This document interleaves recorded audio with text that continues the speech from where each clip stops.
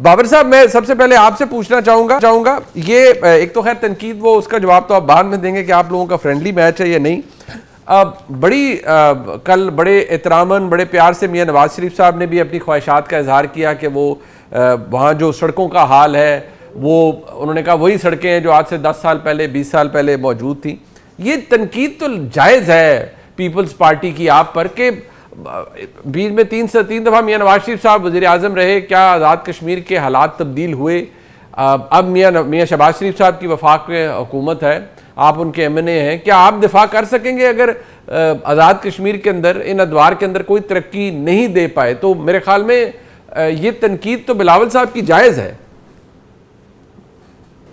बिस्मिल्लाहिर्रहमानिर्रहीम। मुनीब भाई, मैं सबसे पहले जो ये कहूँगा, जैसे आपने कहा कि नवाज़ शरीफ साहब ने कहा कि मुझे यहाँ का वज़ीर आज़म होना चाहिए, वो अरसर मजाक उन्होंने एक बात की थी और उसमें उन्होंने ये कहा था कि मैं चाहता हूँ कि जो यहाँ का प्राइम मिनिस्टर बने मैं उसको खुद लेके चलूँ और उसको मैं गाइड करूँ, जैसे कि पाकिस्तान में गाइड किया।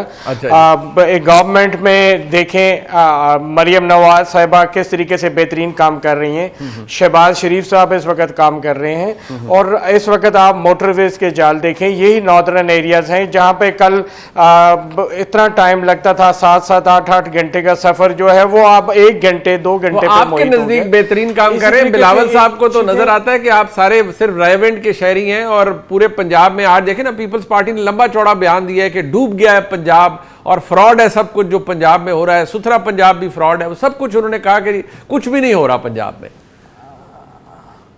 उनको मैं तो इतना ही कहूँगा कि जब नेक्स्ट टाइम मरी में जाएं तो मरी से थोड़ा सा अगर लेफ़्ट साइड पे हो जाएं, उनको खैबर पख्तूनख्वा और मरी में वाज़े फ़र्क नज़र आ जाएगा। इसी तरीके से अगर पंजाब से वो सिंध में दाखिल हो जाएं तो उनको वाज़े एक फ़र्क नज़र आएगा, वहाँ पे तालीम का फ़र्क नज़र आएगा, वहाँ पे सफाई का निज़ाम आपको बेहतर नज़र आएगा। अगर आप मरकज़ की बात करें तो कराची इस वक्त सिंध का मरकज़ी मकाम है, इसी तरीके से लाहौर मरकज़ी मकाम है पंजाब का। अगर उन दोनों का मुवाजना करें तो आपको ज़मीन आसमान का फ़र्क नज़र आएगा। एक तरफ हकीकी पेरिस नुमा शहर नज़र आएगा और दूसरी तरफ आज भी आपको मंजो दड़ों के मंजर पेश होते हैं। अच्छा।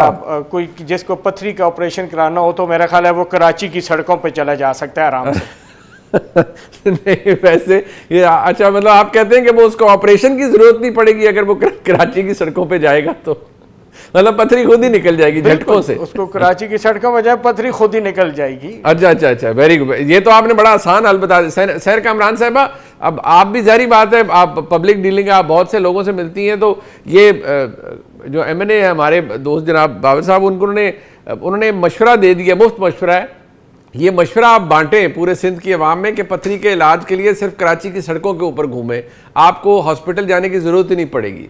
सेनेटर साहिबा, क्या कहूँ मुनीब, इस मासूमियत से कौन न मर जाए है खुदा। यानी आप ये सोचें कि इस वक्त अगर कहीं सेहत का बेहतरीन निज़ाम है, पंजाब से भी बाकी दीगर सूबों से भी अगर लोग आते हैं, उनको किडनी ट्रांसप्लांट चाहिए है, उनको लिवर ट्रांसप्लांट चाहिए है, अगर NICVD की बात है तो सबसे बेहतरीन health care system free of cost इस वक्त सिंध के अंदर है। मैं ये कहती हूँ जो परसेप्शन आप जरूर बनाएं, आप थर पार्कर से चोलिस्तान का मुकाबला कर लें। आप कराची की जरूर बात करते हैं, मैं कहूँगी मियाँ साहब आपने ऑरेंज ट्रेन बना दी, ठीक है, आपने सोचा कि सीपैक का जो है पैसा ना गिलगित बल्तिस्तान पे होना चाहिए, उसके प्रोजेक्ट भी डिले होने चाहिए, ना ही वो किसी पोर्ट सिटी से होने चाहिए। वो सारा आपने जो फाइनेंसिंग थी, अगर एक शहर और बल्कि एक सूबे के भी किस मखसूस शहर में आपने लगाए, या आपने ये सोचा कि जी मोटरवेज जो है वो रायविंड तक, या आपके ही जो है वो जेरिन जहां आप कहें जिन इलाकों को आप अपना समझते हैं कि वहीं पर होनी चाहिए, तो आप ये देखें कि हैदराबाद कराची और हैदराबाद सक्खर से लेके कराची तक का जो मोटरवे है, उसकी अगर आप ये देखें तो जो फंडिंग होती है वो ऐसी होती है कि 10 साल में भी ना बने और डिले हो जाए प्रोजेक्ट। K4 का प्रोजेक्ट कैसे डिले होता है? तो वफाकी हुकूमत की भी कुछ जिम्मेदारियां होती हैं। हम तो रेवेन्यू नहीं, वैसे सेनेटर साहब आप कराची भी जाती हैं, मैं सवाल सादा सा करता हूँ ना, आप कराची भी जाती हैं, आप सारी बात है माशाल्लाह आप ट्रैवल करती हैं, आपको लाहौर की सड़कों पे या पंजाब की सड़कों पे ज़्यादा झटके लगेंगे या कराची की सड़कों पे ज़्यादा झटके लगेंगे? क्योंकि बाबर साहब का जो इनका जो जोम है ना वो ये है कि हमारी गवर्नेंस बहुत अच्छी है, यहाँ नहीं लगेंगे झटके, झटके आपको सिंध की सड़कों पे लगेंगे। देखिए बात ये मुनीब, लाहौर जो है सिर्फ मॉडल टाउन और रायबन नहीं है। अच्छा, ठीक है, मैं लाहौर में भी अभी बारिश के बाद आप देखें कि जो नशीबी इलाके हैं उनके हालात ऐसे ही होंगे।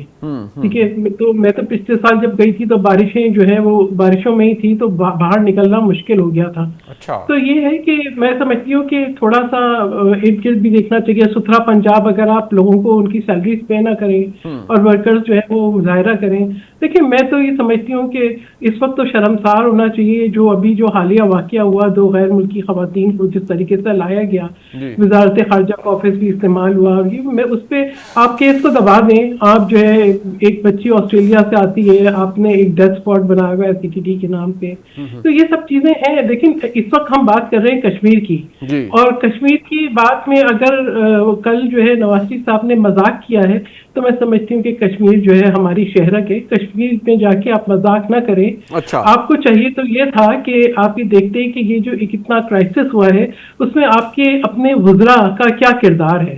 ठीक है, आज बिल्कुल chairman Peoples Party Bilawal Bhutto Zardari ने सही कहा कि आपके पास एक मौका था कि आप जाके वहां पर दुरुस्तगी के लिए कोई इकदाम करते, आप उनके बयानात को कंडेम करते, आप उन हालात लेकिन माजरत के साथ जो प्लेजेस या जो वादे बिलावल साहब कर रहे हैं वो जारी बात है, आपने कहा शायरक है और बिल्कुल है, वो बड़े सेंसिटिव नौयत के मामलात हैं। क्या अगर पीपल्स पार्टी की हुकूमत आ जाती है वहां पर तो ये जो बिलावल साहब कैंपेन के अंदर वादे कर रहे हैं क्या ये डिलीवर हो सकते हैं? इनमें बड़े सेंसिटिव मामलात भी हैं।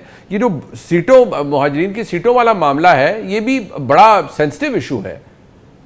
देखिए मैं समझती हूँ एक बहुत अफसोसनाक बयान था जिसकी मैं मजम्मत करती हूँ, जो कि इनके जो है राना सनाउल्लाह साहब ने दिया कि 12 सीटें जो है वो लेके शुरू करते हैं। देखिए ये आपको कंट्रोवर्सी क्रिएट करने की जरूरत नहीं है। अच्छा क्या हो सकता है, आप क्या बताएं कि SCR का खात्मा नहीं हुआ?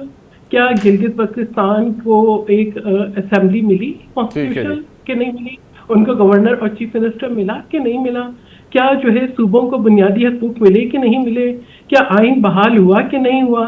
देखिए ये सब चीजें हैं कि जो असेंबली में जब हम बैठते हैं तो कॉन्स्टिट्यूशन आपको हल देता है और आपको जो है आइन के में उतना प्रोविजन होता है कि आप जो है जो इश्यूज हैं उनको एड्रेस करें। हम कब तक सिर्फ झूठे वादे करेंगे? पाकिस्तान पीपल्स पार्टी ने तो करके दिखाया है ना। क्या हमने कानून साज असेंबली बनाकर नहीं दिखाई? क्या हमने गवर्नर चीफ मिनिस्टर GB को नहीं दिया? बिल्कुल ठीक है, बट डिपेंड वो कहते हैं काम नहीं, वो कश्मीर इशू पे आया है और इस इशू पे we have taken a very strong position. तो आज भी हमारे जो वादे हैं हम बड़ी एक नेक नियति के साथ वो वादे कर रहे हैं। ठीक, अच्छा बट एक बात अमजद साहब, आपने जारी बात है आपके कोलीग्स ही हैं, जो बातें दोनों अतराफ से की जाती हैं, इशू कश्मीर का इलेक्शन है, आपने तो बॉयकॉट किया हुआ है क्योंकि आपको तो क्लियर पता है बकौल आपकी लीडरशिप के भी या बैरिस्टर गौर खान साहब के भी खदशात आपको ये कि भाई ये इलेक्शन इसमें होना क्या है फेयर एंड फ्री जो आप उसको कंटेस्ट करेंगे, आपको तो पार्टी के निशान का मसला दीगर मसाइल, ये फ्रेंडली मैच है दोनों जमातों के दरमियान या आपको लगता है कि नहीं ये असल इनका चेहरा इलेक्शन के अंदर ही सामने आता है एक दूसरे की मुखालफत में? देखिए मुनीब भाई, मेरे ख्याल में अगर आप देखें तो दोनों पॉलिटिकल पार्टीज जो एक दूसरे पे इल्ज़ामात लगा रहे हैं, मेरे ख्याल में सिर्फ इल्ज़ामात नहीं है, असल में उनको जो मौका मिला था पिछले तकरीबन 70 सालों से ये बिलावास्ता या बिलवास्ता हुकूमतें चला रहे हैं और ये पाकिस्तान के लिए कुछ ना कर सके। इसी वजह से यहाँ पे थर्ड पार्टी की ज़रूरत थी। थर्ड पार्टी जो लॉन्च हुई थी इमरान खान की, और उनके पास उन्होंने जो सॉल्यूशंस दिए थे पाकिस्तान की आवाम को, अनफॉर्चुनेटली उनको जो मौका मिला वो सिर्फ 3 साल या 3.5 साल वो ये बर्दाश्त नहीं कर सके। और इसी वजह से मेरे ख्याल में पाकिस्तान दोबारा इस नहज पे है कि आप तरक्की को अगर आप देखें, मुस्लिम लीग नून के इस बजट को अगर आप देखें, वफाक जिस रफ्तार से यहाँ पे तरक्की कर रहे हैं या उनके जो फॉरेन रिजर्व्स है, तो मेरे ख्याल में इस पे अफसोस ही किया जा सकता है।